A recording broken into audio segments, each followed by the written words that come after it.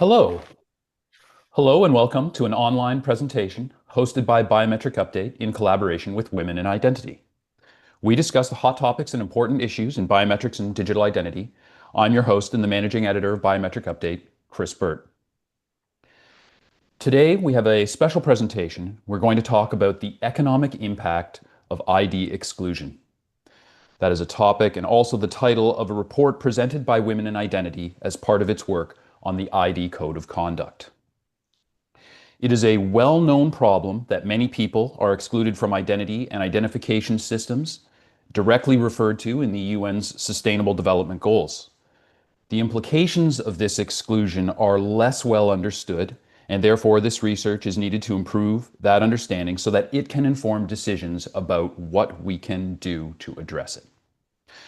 The research consisted of 45 interviews, typically an hour in length, with 51 participants in total from the identity industry, conducted in the second half of 2024 and the beginning of 2025 about identity experiences in 61 different countries.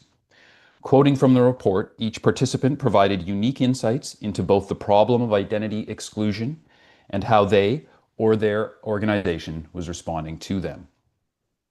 The interviews were then qualitatively and thematically analyzed to build on previous empirical work on the human impact of identity exclusion with insights from the participants. The report delivers those insights. The report is the next step in developing Women in Identity's ID Code of Conduct, and we are very fortunate to have with us today the perfect team to explain what those insights are, how they can inform the ID Code of Conduct, and what we can do to address the problem of ID exclusion and its economic impact. I'll do like a lightning round of introductions in the interest of time and ask each panelist to just say a quick hello so that we can see them, cue Zoom visually, and then we'll hear from each as we proceed. I'm honored to introduce report author, Professor Edgar Whitley of the London School of Economics. Hello, Professor Whitley. Hello. We have with us Dr. Louise Maynard-Atem, board member at Women in Identity. Welcome to the webinar. Hi, everyone.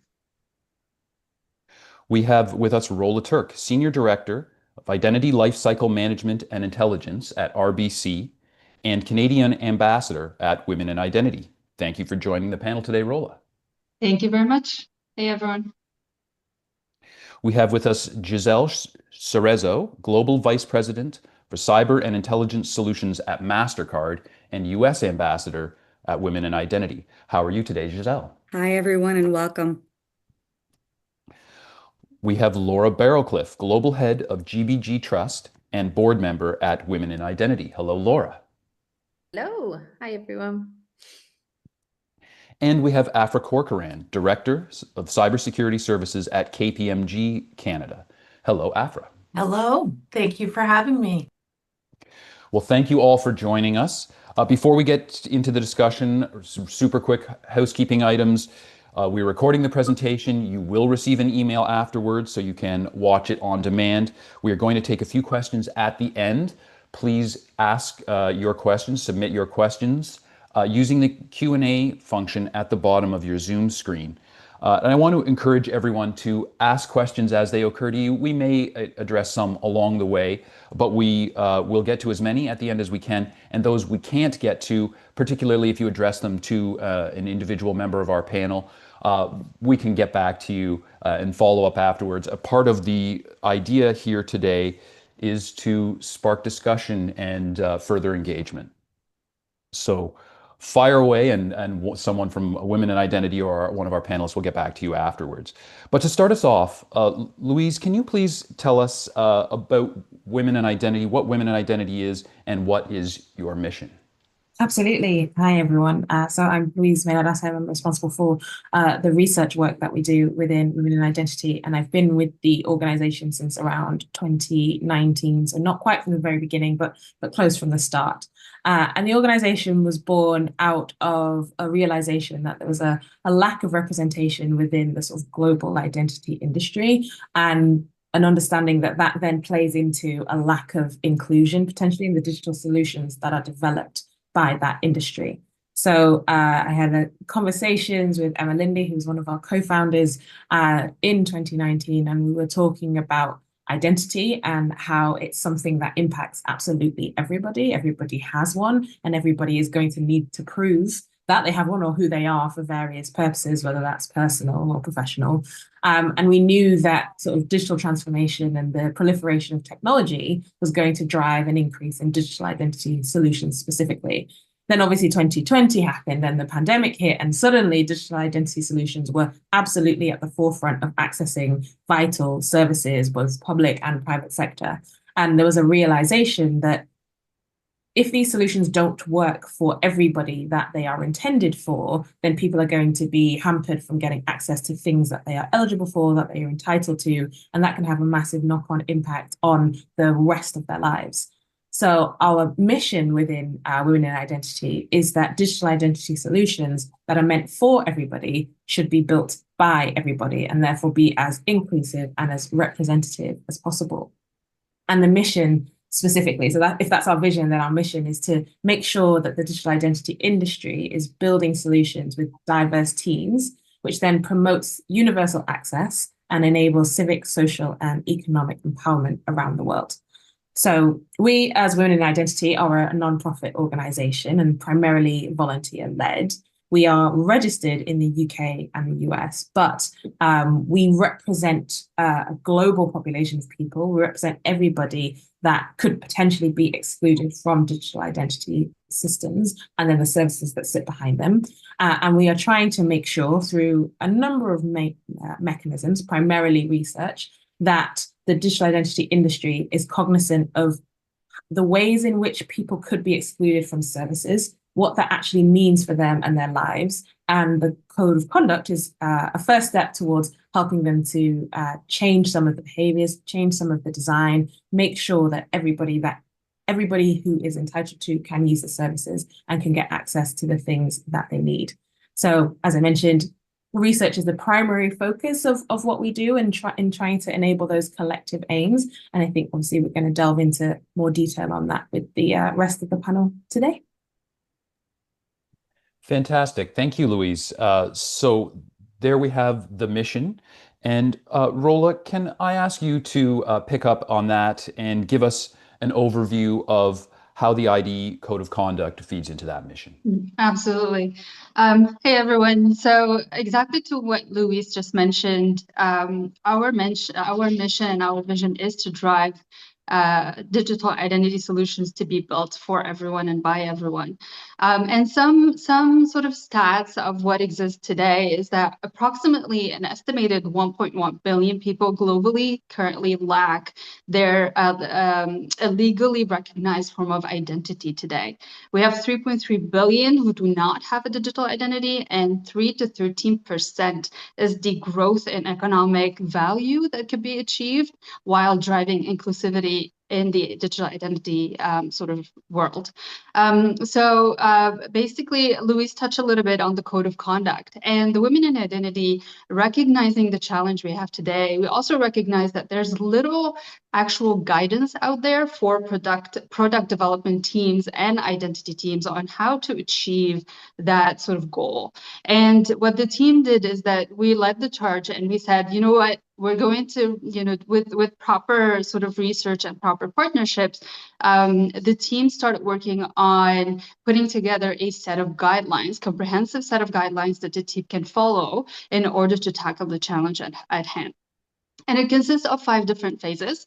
The very first one is summarizing the problem and understanding the challenge that we have, followed by identifying the human impact of the identity exclusion. And for those who don't follow the LinkedIn or the YouTube channel for Women in Identity, I do really recommend you do, because there are some really, really great videos and interviews on that channel, the YouTube channel. And those are interviews with individuals who talk a little bit about their experience being excluded, how they're not able to open a bank account, they can't get paid, they can't take advantage of financial and health services currently. The third stage is the economic impact. I will touch a little bit on it. I know we will know more from everybody on the call today. Fourth is building the framework, building the code, and then finally is the implementation. And through the most recent updates that we have, Women in Identity partnered with the London School of Economics. And to what Chris mentioned at the beginning, there were 45 interviews across 61 different countries.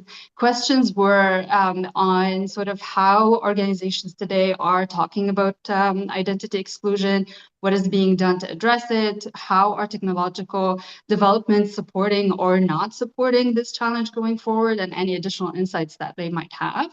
And what came up is around the happy path for people who are easily able to validate their ID. You know, they can open an account at a branch and so on. And then the unhappy path, where individuals either, you know, they don't have a credit history to validate their ID, or they are not able to take a selfie for whatever reason, or we also see some challenges when it comes to the image comparison algorithms, those ones that are biased and they are excluding certain individuals. So the team sort of analyzed and addressed the additional costs and challenges associated with the unhappy path. And the ultimate goal was to sort of widen the happy path to include everybody. Ultimately, I won't talk more, but the recommendations at a high level is that it's really important for organizations to make addressing identity, the inclusion within the digital identity realm, to be a priority, and to really look at reforming sort of existing standards in order to include these individuals going forward. Great. Thank you, Rola, for that good summary of what the ID Code of Conduct is and the importance of that work. So, Giselle, MasterCard was the founding sponsor of the ID Code of Conduct. You picked up on this work to support it. Why do so? Why did MasterCard choose to support the Code of Conduct? Thank you. Well, first, I think it's the right thing to do. MasterCard, in our own right, is dedicated to promoting identity inclusion and tackling identity exclusion on various fronts. If you look at our policies, initiatives, identity services, and technology, we're helping build trust. And what is identity? It is trust. Our efforts to support identity inclusion and fight identity exclusion are really part of our larger mission to create a more connected world where everyone has equal access to a better and more secure life. And I think at the heart of it, that's part of the mission for Women in Identity. From our perspective, our commitment to developing identity solutions that are accessible to all is critical in the digital payment and security system ecosystem. With that, MasterCard has had and will continue to have a long-standing relationship with Women in Identity as a platinum sponsor. We believe in the mission and value that WID brings to the ecosystem, supported by really a strong community across everyone on this call and across the world. And through our experience and research conducted, it's evident the direct correlation between identity inclusion with broader conceptions of humanity around ethical framework and collective well-being. And I really think that's at the heart of all of the research that's being conducted, and how do we apply that into our everyday lives. Now, from a research perspective, Louise brought up very good points. The objective of the research was to deliver a set of guiding principles to enable the identity community to develop more inclusive identity authentication solutions and services through the ultimate creation of an ethical framework. I believe the objective, in my opinion, is being met, and through my engagements with WID across the globe. And I think the beauty of the report lies in the voice of our community and true understanding of the problem through different lenses. This is something that MasterCard fully supports and commends Women in Identity for. Lastly, we at MasterCard understand the necessity of overcoming barriers that prevent individuals from proving their identity, which exclude them from accessing essential services that Rola mentioned, such as banking, loans, government services, healthcare, education, you name it. If it's digital, if it's out there, you need to have an identity. We also work hard to mitigate and promote change from within. So the research into the ID Code of Conduct highlights the economic and human impacts of ID exclusion that have been brought up in other research work as well within WID. And it's providing valuable insights and lessons to help shape and guide future principles. I believe it'll pave the way for meaningful evolution and discipline in the realm of identity.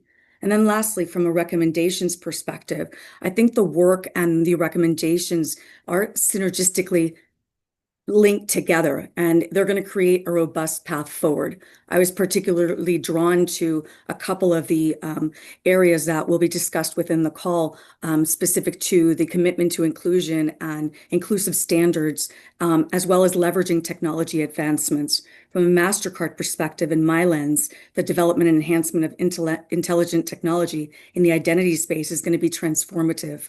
And addressing all the recommendations as we go through them collectively is going to be the key to significant change. Lastly, education. We're going to have to continue to educate each other and educate our community. And I think Women in Identity is on the correct path going forward. I look forward to our long-standing partnership. Fantastic. Yeah, thank you, Giselle. Yeah, and a good point about connecting the problem as we have identified it with the path to addressing that problem, the need for education, and to establish some guiding principles, and progress is being made in that regard, right? So, Edgar, at this point, can you tell us about the findings and what you've discovered through this research and what those insights are? Yeah, I'm happy to do that, although my other speakers have kind of done a very good summary of the work. So I'll perhaps go just essentially, as an academic, reinforce the point, but perhaps going into a little bit more detail rather than coming up with other things, which is a good sign that they could get these insights from the report, and that I was not finding stuff that was all over the place. So the kind of starting points that Women in Identity had when they asked me to be involved in this research was they had done the earlier work, particularly about the lived experience of being identity excluded, and everybody agrees that's a real issue, it's a real problem. This is not something that we should be doing, we should be doing something about it. And then everyone says, great, and then how do we persuade our organizations to actually make these kinds of changes? And that was the bit that they said, right, can you help with not just the consequences, but also about the particular kinds of change? And certainly one of the things that kind of came out from doing all of these interviews was that there were lots of people who had particular perspectives on particular parts of the problem and had great expertise and great insights, whether it be about the challenges and advantages of vouching, whether it was about the consequences of AI or use of biometrics or whatever. But that ability for an organization as a whole to kind of take a pause, have the brain space to think about these kinds of things, because this is not just, oh, we should be good. It's about changing organizational processes and practices in many different kinds of ways. So part of what the report is delivering is that ability to have a resource to think through and make organizational specific kinds of changes, whether you're an ID provider, whether you're a data provider, whether you're a relying party, you're going to have very, very different responses depending on where in the world you are operating. Again, it's not that there can be a single, everybody must do that and all of the ID problems will be resolved, but instead it becomes a set of resources to start thinking about the kinds of issues. Some of our respondents, some of our participants, we're literally saying we don't really have a language to talk about ID exclusion. We know about financial exclusion, and in some cases, our language does not have terminology to talk about ID exclusion. So how can you make a change if you don't even have the language, let alone the concepts for doing that? We also found that, as Rola was kind of outlining, there's a whole series of different forms of exclusion that may have different levels of significance for you. So if you are a financial services provider, a relying party, you might be wanting to target the older generation because they're often quite wealthy, but they're also, because they're quite wealthy, potentially at risk of ID fraud and people hijacking their accounts. And they may be less comfortable with using smartphones and selfies and one-time codes and fingerprints and all of those kinds of things. So if your target market, if your marketing team is telling you that this is a great market to expand into, and you're just focusing on age as one of your considerations, then you still have those tensions. How do we go about being more inclusive? If you're dealing with different languages spoken amongst your potential user community or customer community, lots of organizations go for that kind of simple, the phrase that came up a lot was 80-20.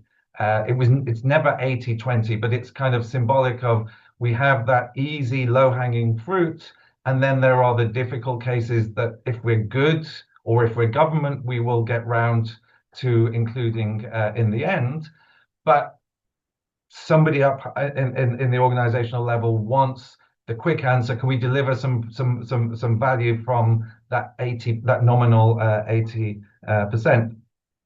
And then there were also really interesting other tensions around, for example, anti-fraud, because you can be super anti-fraud, not letting any potential fraudsters in, but as a result, also being quite exclusionary for anybody who doesn't fit the standard normal kind of pattern of the regular transaction, the person who is, as it were, on that happy path.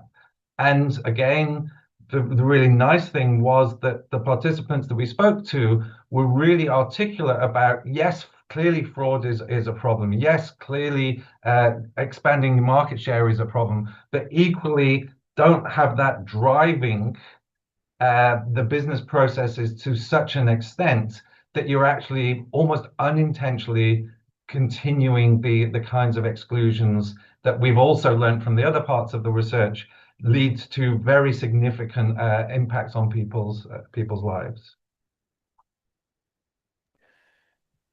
Thank you. Yeah, that's a lot to unpack there. A lot of ways we could go with that, right? But what I would like to follow up with for now is can you delve a little bit further into the cost to businesses that you found between the happy path and the unhappy path, and what the findings tell us and tell businesses about how they can help themselves in that regard? Yeah.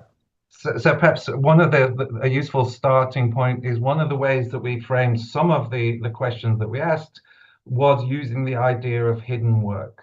So this is work that is either unnoticed, and this has origins in kind of feminist theories of housework versus working in a factory, things that were just never even noticed, or it's hidden work in that although sorts of people do know that it's happening, it's not actually valued. It's just something that gets folded into other kinds of costs, doesn't really appear as a line item. Nobody really knows how much money is being spent. And even if you're a kind of larger organization that's actively measuring and monitoring the number of call center responses and the number of help desk tickets that you're dealing with, you often find that it gets labeled as, new account opening. And that's great because that's good for business, but actually somebody spent 20 minutes helping someone reset their account, explaining how to scan a document, whatever it might be. And that kind of work simply becomes hidden from the organizational processes. So what we identified was a whole range of activities that most organizations do. And if you're honest, you know that you're kind of doing them, but you don't necessarily explicitly present them in terms of, this is work that needs to be done, this is work that needs to be properly costed, this is work that needs to be done.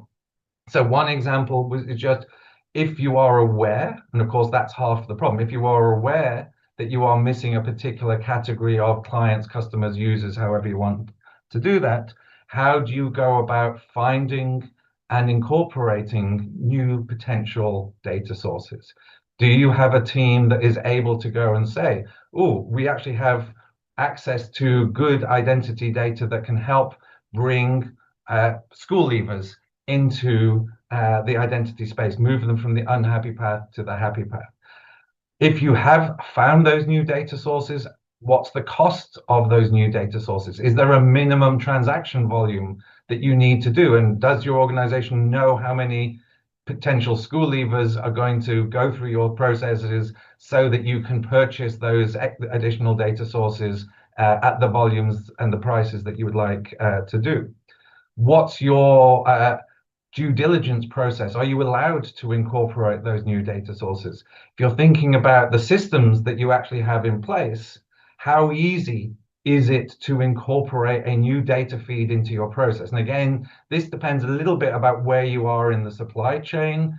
Some organizations explicitly set themselves up as identity orchestrators, and you as a relying party or as someone further down the supply chain will just buy that. Then it's their responsibility to feed in those new data sources, to do the due diligence, to make sure that if you're a regulated industry, you're allowed to use those kinds of data sources as part of your ID processes. And it's also just the general sense of the cost of change. What is it? So one example that one of the participants talked about is we could potentially use social media data as part of the identity evidence for somebody. So if you've got a very good social media profile that where you've been interacting with lots of people over a long period of time, that could be quite good evidence for your claims to be a particular person. But that involves collecting, well, it's your X handle, it's your LinkedIn profile, it's your Facebook account, redesigning the systems to collect that data, to have the API access, to be able to, there's a whole set of activities that, yeah, when you think about it, that's stuff that needs to be done, but it's not necessarily things that have been brought up as an explicit, say, if we want to, and the phrase we ended up doing was, let's not call it dealing with the unhappy path. Let's just widen the happy path so that more people have the straightforward route, whether that's they can use social media, they can authenticate themselves in different kinds of ways. And just having those conversations, having that brain space, and also particularly because of the richness of the insights, having examples from other organizations to say, they've managed to do it in this kind of a way. They have this process. Is our process as good? Is our process different? Why are we different? Can we perhaps learn from those kinds of experiences as well? Great. So we have a description of the economic impact of ID exclusion that goes from those personal lived individual experiences all the way through, as Rola mentioned earlier, the macroeconomic impact, but there's also a cost to businesses. There's a benefit, therefore, to businesses to addressing this in a real and practical sense. So it's very much that lost opportunity. I mean, a simple example. It's been reported. This wasn't a participant, but it's been reported that the population with disabilities have a vast spending power. And if your systems are not set up, simple things, screen readers, alternative languages, etc., just for sight disabilities or hearing disabilities, the way to present it to the board is, you've just said that you don't want a share of that multi-billion-dollar revenue kind of stream. So rather than presenting it as, oh, this is extra work and this is a cost that you need to incur to deal with that last difficult long tail, you can just reframe it as, these are the missed opportunities. You've got your marketing team saying, who else can we market to? And then you say, oh, we can't be bothered to because it's a bit of effort and a bit of work. But instead it should be, these are missed opportunities from a business sense, let alone from a societal and empowerment perspective. Absolutely. And now that we can put cost to that, you can make this argument and start to make those necessary changes. So Afra, I'd like to bring you in at this point just to talk about, from a consultancy perspective, how do you recommend that companies and governments as well, right, apply those recommendations in practice? And can you talk about the challenges that they have to address? We've touched on them, but can you give us that consultancy perspective on what they can do? Yeah, terrific. Great question. And to your point, this is really where the rubber hits the road. So we've had the conversation about the recommendations, but how do we apply those recommendations? And in reality, the application of the recommendations is no different than any other strategic project that any of the clients or firms that are participating on this call are already embarking upon. So, participants will need to think about building a plan to address the recommendations that has clear objectives, clear timelines. They'll need to ensure that they have appropriate stakeholder engagement.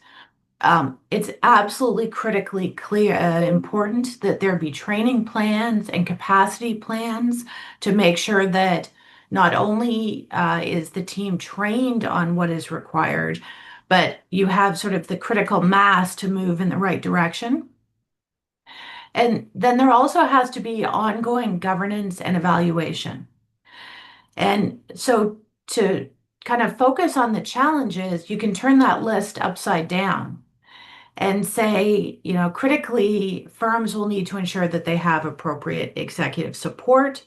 There has to be a tone and a direction from leadership that the rest of the firm can get behind. And, that is absolutely foundational to building this program.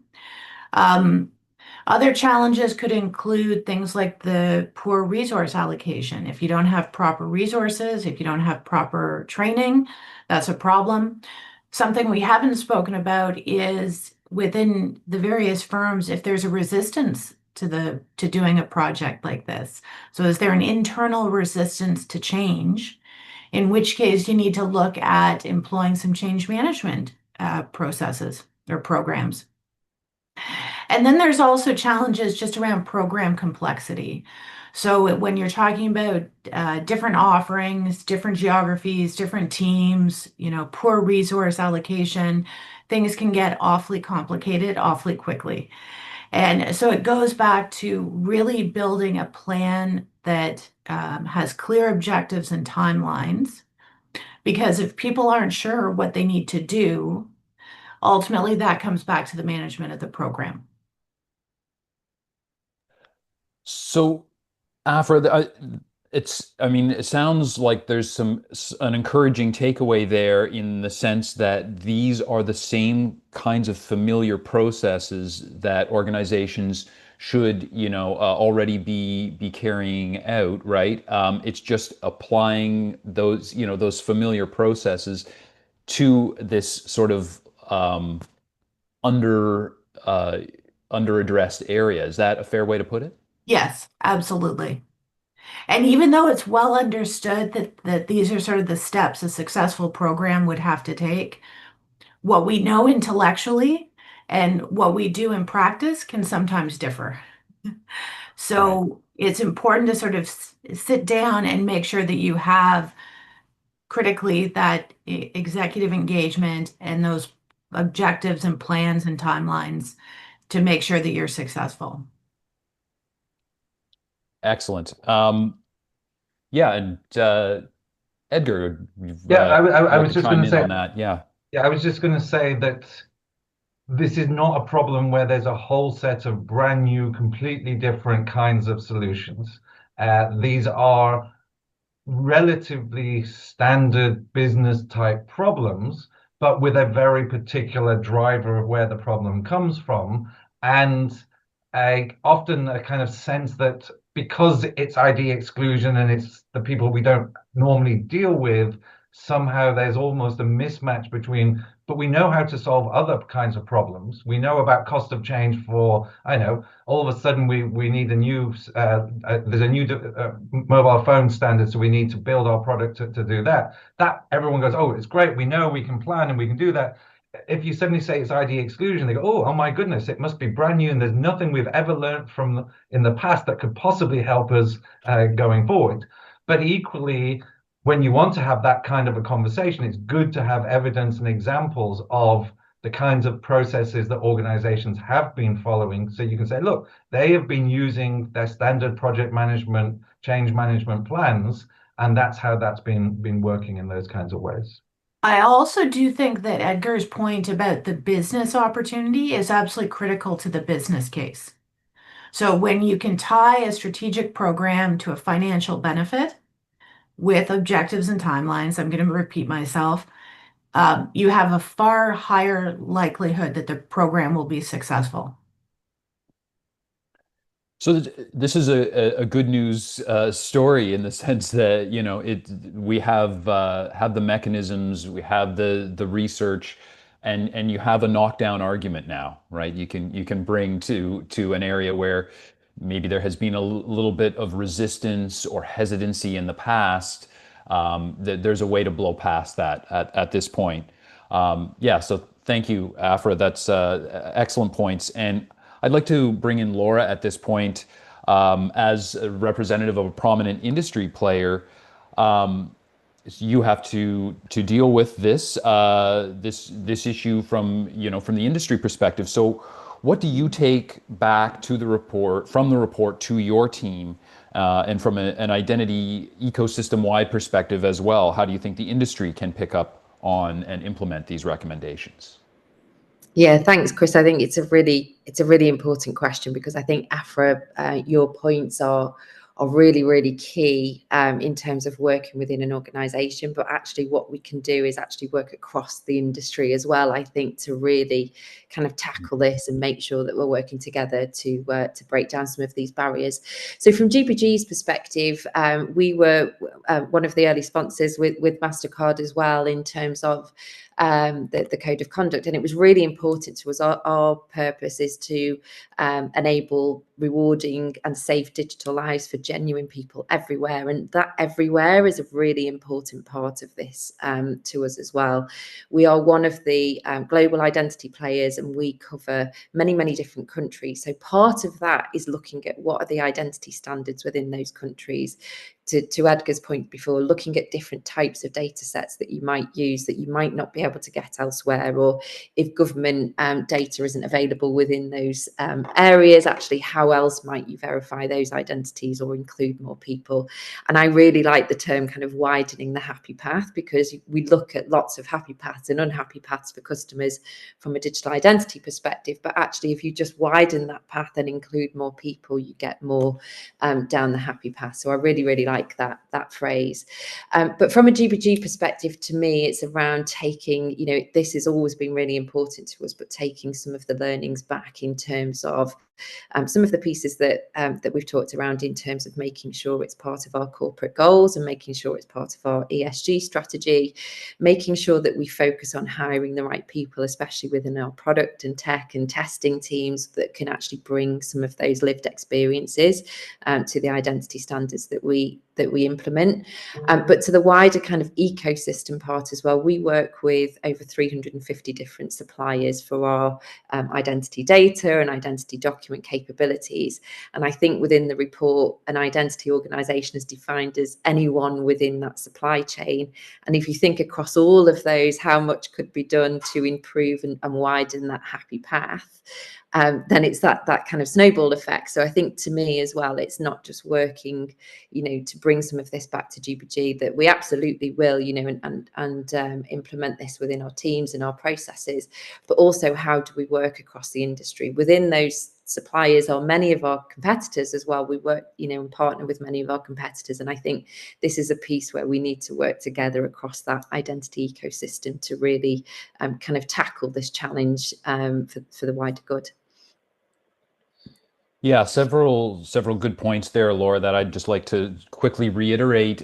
In terms of the industry working together, we have GB Group supporting this research. We have MasterCard supporting this research, right? We have Women in Identities, several other member organizations and supporters, pulling in the same direction, right? We have the London School of Economics, research. So we have the wider ecosystem kind of coming together to produce these insights, right? And then Afra raised the way to address this sort of at the management level, at the board level, right? And then Laura's just brought it down to the hiring processes and the supply chain element, right? So there's a lot of different areas. A lot of different voices coming together, and then a lot of different areas that have been identified here where improvements can be made, right? So we've got our first few questions in, but before we turn to them, I would just, we've covered so much ground, as I just tried to give a thumbnail sketch of, let's say. So I'd like to throw the opportunity out to all of our panelists to just respond to anything that was said by any of the other panelists, or re-emphasize any particular points. Yeah, Louise, please take the floor. Absolutely. Yeah, I think following on directly from Laura's comments there of how it needs to be a sort of a cross-industry movement towards this, because it's like, the rising tide raises all boats, I think is how the phrase goes. And it's really good to see that, we've got some really big, well-respected brands collaborating with us on this. And that represents, people in the ecosystem, folks like MasterCard, consultancy. So it represents a really great cross-section of the identity industry. I'm not wearing my government hat today, but I know that Edgar did have some conversations with folks that are sitting in the sort of public sector space, and the report does go into what that interface needs to look like between sort of government organizations who do often set the rules of the road and the regulations about how these things need to work. And what's really powerful, I think, about in the report is that we are bringing in all of those different perspectives. And so obviously the next phases will then help us figure out how we tie all of those things together, which is really helpful to have contributions from all of the relevant players in the ecosystem working together to try and get to that sort of global set of standards. And I just think one other thing to pick up on that Edgar said, which was around framing it as an opportunity. I think so often we think about, oh, let's make the business case for doing the right thing. And immediately in that sort of language, it's kind of like self-defeating almost. But if we're thinking about this as the 80-20, so let's take the 80, most organizations are going after that. And therefore, it's not really much of a differentiator if everybody is chasing after the same sort of set of customers. Whereas if you're broadening out that happy path to 85 or 90, then you're starting to introduce, oh, okay, this is my differentiator because I can actually get to 81 or 82 or 83. And I think it's just really helpful for organizations to start thinking about how do I frame it in terms of this is actually good for the bottom line and for business, as well as being the right thing to do for the customers that they're trying to serve. Absolutely. Yeah, and Laura, yeah, I'd invite you to pick up on that point as well.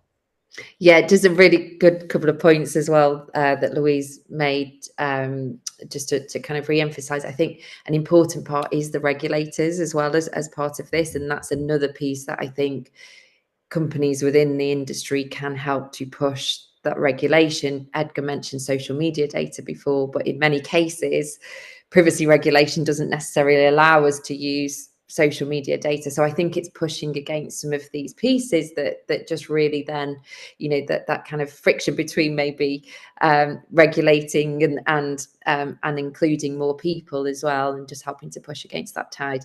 The other piece I think is really important is educating our customers as businesses as well, because I think actually maybe many of the contacts that we're talking to have got specific goals to meet around compliance or around fraud, whereas actually there are other people within their organizations that have financial inclusion goals too. So it's maybe bringing in some more of those conversations and educating our customers to how the identity ecosystem can help to solve some of those if we do it in the right way.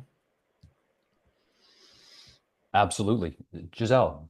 Yeah, I just kudos to the comments being brought up. I did pick up on one thing that I really like, back to Laura, around widening that happy path and bringing scale to that happy path.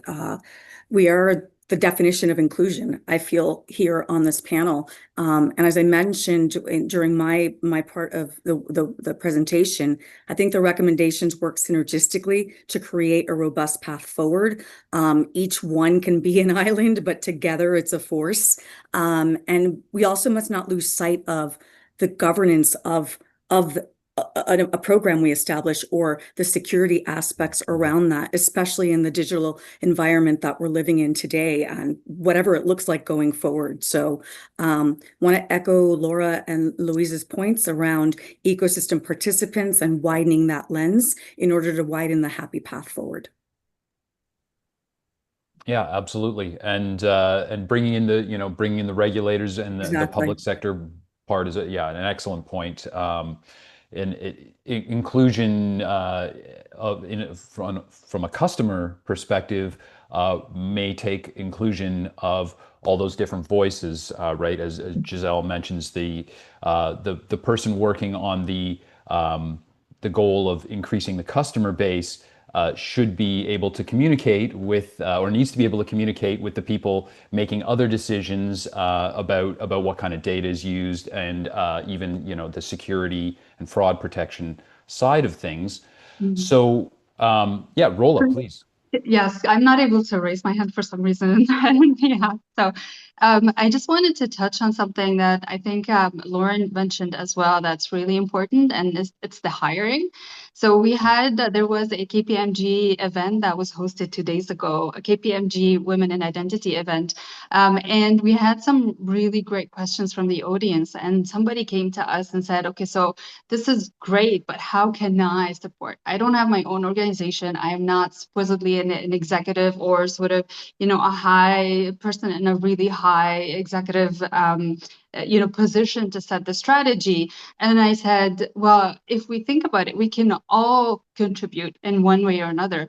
And there was one specific individual who supports newcomers to the country, helping them sort of find opportunities, leverage their experience and whatnot. And we went down a really good conversation saying, well, if we help support finding great opportunities for sort of individuals from diverse backgrounds and cultures and experiences, then all of these product development teams and all of those identity teams are going to be diverse enough so that when those products and when digital identity solutions are being developed, now we have diversity by design.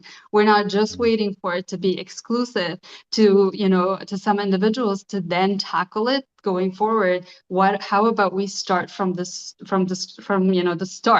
start from the beginning, and have those solutions be diverse from the get-go so that it helps us support our goal ultimately. So I think it's really important to understand that everybody and anybody can contribute in one way or another.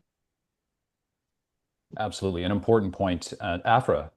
Yeah, I just want to build on Rola's point, which is I think too, as all of the stakeholders and participants build out their digital identity plans and programs, when they're dealing with the various technology firms, there's an opportunity there to put pressure on the technology firms to ensure that the technology is designed in a way that is inclusive for everybody.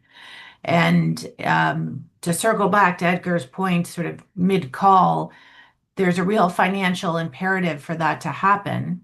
And if there's pressure on the tech firms from their customers to do so, then in some cases, it's going to happen. So I think we all have responsibility, and it might look a little different depending on who it is you're working with, but we can all help.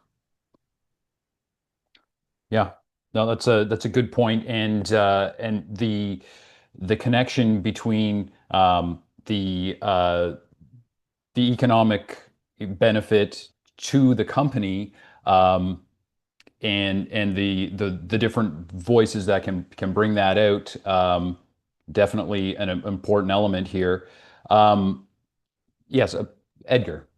So I've just been saying that I wasn't going to answer a question, but I think there is potentially a really interesting question that came up in the Q&A online for us, which started with kind of legal liability issues around identity exclusion. And despite what we're hearing from certain parts of the world, there is still a whole set of laws in place about how you have to provide suitable access for a whole set of different categories of individuals. So there's a whole set of legal requirements that still remain, and that can become an important business driver that you essentially don't want to be sued for breaking the law. But at the same time, there are also increasingly important reputational risks to organizations. So if you have a process that, for example, is not great for people with sight problems, and that suddenly gets picked up on social media. I tried to log into so-and-so's commercial service and my screen reader didn't work. Why on earth is this organization offering services that don't work with screen readers? That could suddenly blow up on social media, and you've got a huge reputational cost arising from not thinking positively about being inclusive.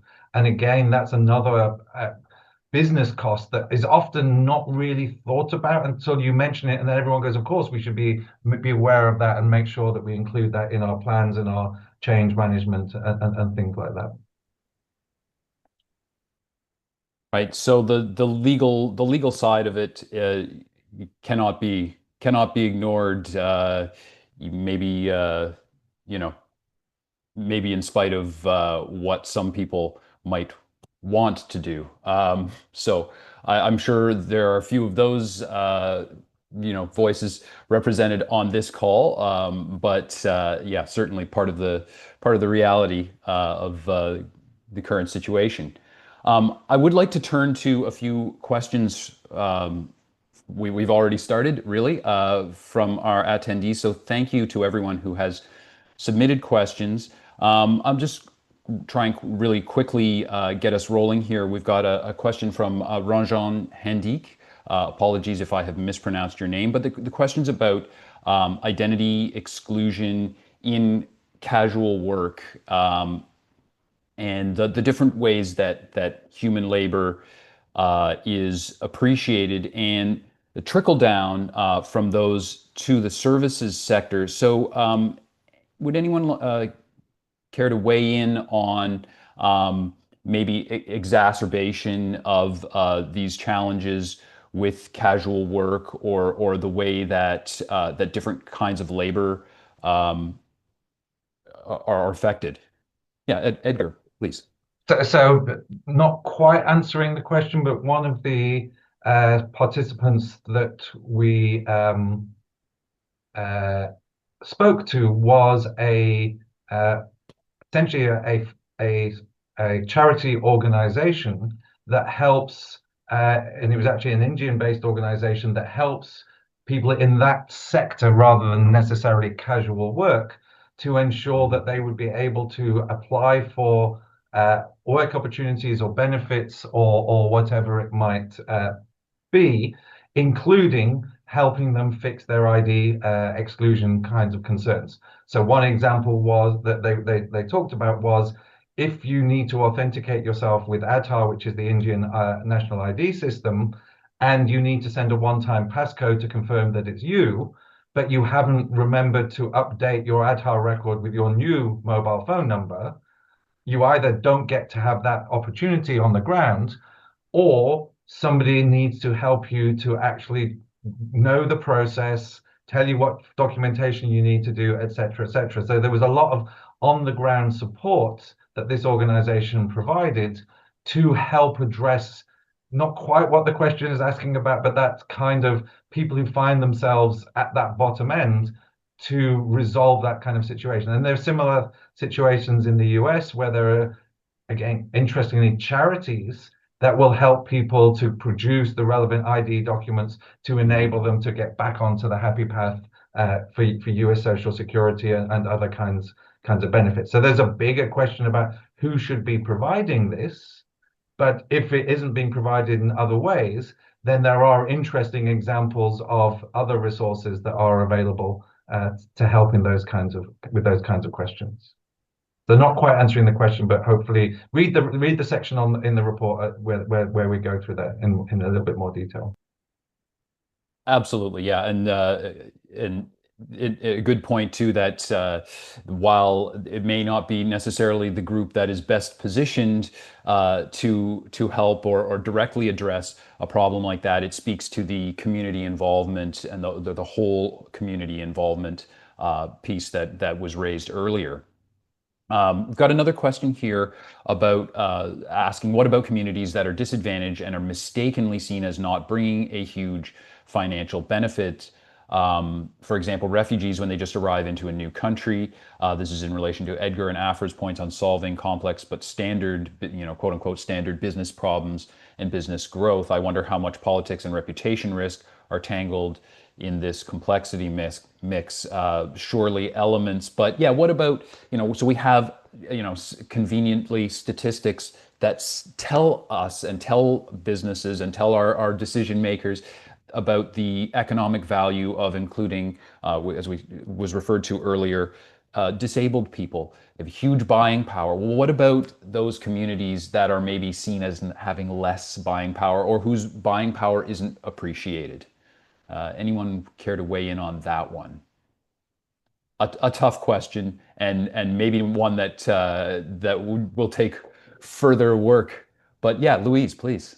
Yeah, tough question, but a fair one. And I think it comes down to the sort of inherent assumptions that people have about segments and what they're worth, quote unquote, or what their buying power represents. So I think the key thing there is making sure that we have the data and are able to actually justify and demonstrate the buying capacity. And I think we are starting to see more of that now. I mean, we are by no means close to getting to an ideal solution, but I think the only way to challenge these inherent assumptions is to show people data that sort of disproves the assumptions that are held. So I think that not necessarily part of this report, but maybe something that can come off of the back of that is how do we then think about collecting data that represents what these segments of customers actually represent? And then how do we play that back to organizations and say, well, this is actually what you're missing out on. Or potentially what usually happens is, startups will focus on a particular niche and then start to do well and then try to expand. So sort of going the other way around. So I think collecting the data and showing the case studies of when you tackle specific segments effectively, these are the sort of returns that you can see. So those assumptions aren't going to be challenged just with conversations. They have to be challenged with actual proof and data that shows evidence to the contrary, I think. The work goes on. Yeah, Edgar. And I think, that particular kind of use case is perhaps not one where you start by saying, here is the business value of including refugees or newcomers or whatever. If you change refugees with school leavers, it's not just about whether it's an other, it's about how can we bring these people, typically with a limited evidential footprint, into the process. And refugees could be bringing as much commercial value as school leavers could be bringing in. The problem is, how do you know who these people are? And so certainly the report particularly focuses on how do you get the right kinds of identity data to allow these people to be in. And that's a general problem that might have particular solutions for refugees, have a particular solution for school leavers. And it's part of that bigger, much more complex one of not everything can be solved just with a business case, because some of it is processes, but those processes that have been redesigned and rethought will then also be much more inclusive for a much wider customer segment. Absolutely. Now, yeah, really important points. And back to the report again, right? There's a lot on this, all of these points in the report. So please do make sure to read it. We're running out of time, but I want to ask Afra to chime in and have the last word there. Oh, thank you. I would just question that. I would just make the comment that the economic magnitude of refugees, I think it's very significant. And I think countries and firms would be sort of negligent in not recognizing the financial benefit of that. So I'm Canadian, I'm located in Toronto, and Canada is letting in hundreds of thousands of people a year to benefit our economy. And those people are coming in and they're, opening checking accounts, they're buying properties, they're putting their kids in school, and all of that has a very positive impact on our economy and is terrific for the country. So I think that there's a lot of reasons why governments and technology firms and companies would want to focus on sort of the newcomer segment. And a lot of it is due to positive economics. Absolutely, and a lot of those comments, good points by Afra. I think we could apply those to different groups as well. Those points are, elucidated within the report. This, similar insights or insights along these lines were provided in the report. So please do use that QR code, download the report, read it, share it, join Women in Identity, keep the conversation going, engage with this problem. It can help benefit the lives of many people. It may even make your business more money. So on that note, I'd like to thank everyone who joined us today. I want to thank all of our esteemed panelists. It's been a fascinating conversation. Thanks to all of you who posed questions, and thanks to all of you who listened along. And we will be back soon to talk more about digital identity and biometrics. And until then, stay safe and take care. Bye, everyone.